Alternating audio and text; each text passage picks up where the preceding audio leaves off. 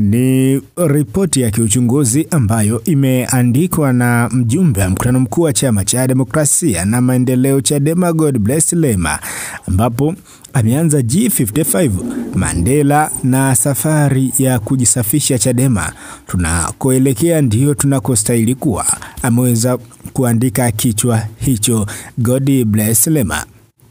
Huku ndani kuna maelezo na anza kwa kunukuu: kitendo cha kundi la G55 kujiondoa ndani ya Chadema kimeniamsha fikra juu ya jambo la msingi sana kuhusu uhai wa vyama vya siasa, kuwa sisi kila msongamano ni mshikamano na si kila idadi ni nguvu halisi. Nilijikuta nikikumbuka mwaka ambao Chadema chini ya katibu mkuu wa wakati huo Dr. Wilbrod Slaa ilifanya mikutano kadhaa ya ndani. Wakati huo baraza la vijana Chadema Bavicha wilaya ya Ubungo lilikuwa na kongamano maalum katika ukumbi wa Landmark Hotel. Mgeni rasmi alikuwa mwenyekiti wa taifa wa Chadema Freeman Mbowe. Miongoni mwa wazungumzaji wakuu alikuwa mwanasheria wa chama Tundu Antipas Lissu. Anaendelea kuandika Godbless Lema.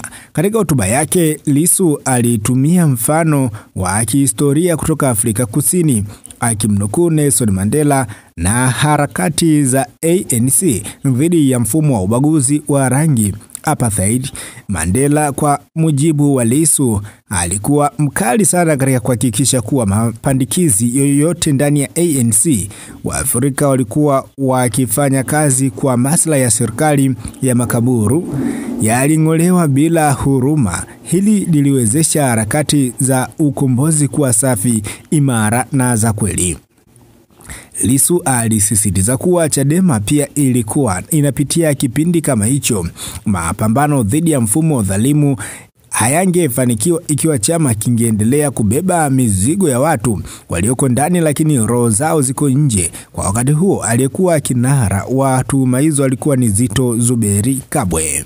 Leo hii tukirejea msimamo wa No Reforms No Election NRNE ambao ndio dira ya sasa ya chama, ni dhahiri kuwa Tundu Lissu akiwa mwenyekiti ameendeleza kwa ujasiri falsafa ile ile: Chadema lazima kijisafishe, lakini tofauti na kutumia nguvu au vurugu, chama kinajenga mazingira ya ndani ambayo yanalazimisha wenyewe kujiondoa.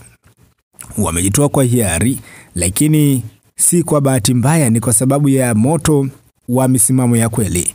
Katika mazingira ya sasa ya kisiasa nchini Tanzania, Chadema ndio chama pekee chenye upinzani halisi dhidi ya CCM na dola, na kinachobeba matumaini ya mamilioni ya Watanzania. Kwa hali hiyo, lilitarajiwa kuwa moja ya mikakati ya kimya ya dola ni kuvuruga chama hicho kutoka ndani kwa kupandikiza watu wa kuharibu dira na mshikamano wake. Kwa mantiki hiyo, program ya NRNE imekuwa kama nyoka anayejivua gamba: kujisafisha kwa njia ya asili. Kujiondoa kwa G55 sio pigo, ni neema. Ni hatua ya kuongeza usafi wa chama, ni hatua ya kujenga msingi imara wa chama cha watu, si cha nyadhifa. Chadema haipaswi kuwa chama cha wenye kiu ya ubunge, udiwani au uwakilishi. Inapaswa kuwa chama cha watu wanaoamini katika mabadiliko ya mfumo, hata kama wao hawatanufaika binafsi. Chama hiki kinahitaji watu walio tayari kupigania maslahi ya umma, hata kama haitaleta faida kwao binafsi. Kwa hiyo, kujiondoa kwa G55 ni baraka kwa Chadema, ni nafasi ya kuimarika, kupendwa zaidi na kuvuta maelfu ya Watanzania walio nje ambao wanatafuta nyumba ya kisiasa ya kweli, sio mahesabu binafsi.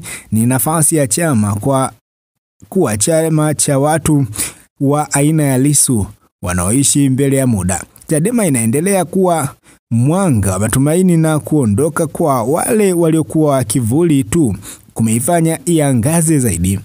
Anderson Dambo, mtetezi wa haki za binadamu, mchambuzi huru, ameweza kumnukuu hayo maandishi ambayo ameweza kuyaandika katika ukurasa wake, na Godbless Lema yeye ameweza kuyahamishia katika ukurasa wake wa X, zamani Twitter.